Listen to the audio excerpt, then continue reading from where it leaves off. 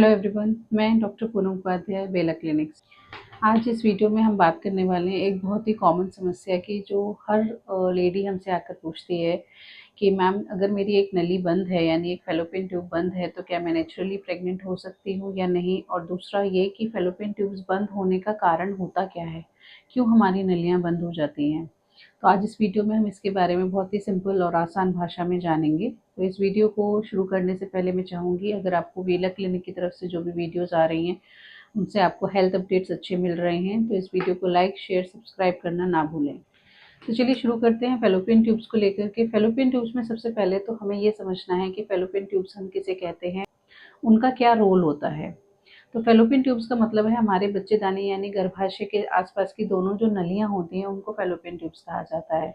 इनका मेन काम जो होता है वो ये होता है कि जो अंडेदानी में जब हमारा अंडा बनता है तो वो अंडा जो है पहले हमारी नलियों में आता है, और उस दौरान जब आपके महीने का 14 दिन या 15वें दिन होता है और आप उस टाइम पे अपना रिलेशन बनाते हैं, तो जो शुक्राणु हैं वो हमारे नलियों में जाकर के अंडे के साथ मिलता है, और फिर उसके बाद में बच्चा जो है वो 3 से 4 दिन बच्चा नली में रहता है, और उस नली के दौरान फिर वो गर्भाशय के अंदर आकर ठहरता है। एक होता है मेन कि नली का क्या काम होता है फेलोपियन ट्यूब्स का बेसिकली।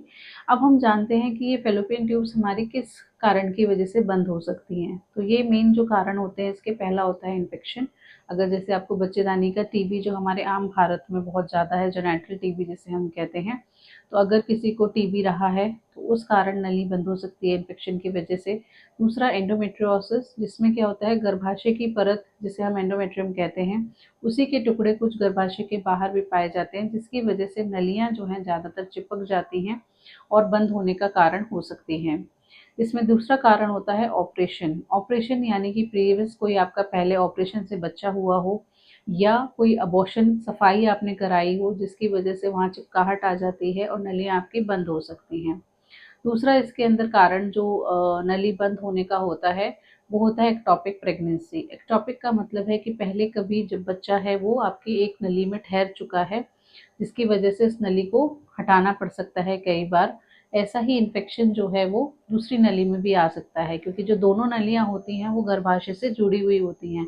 तो जाहिर सी बात है, जब कोई भी इन्फेक्शन बच्चेदानी के रास्ते नलियों में जाएगा तो वो दोनों नलियों को ही नुकसान करेगा।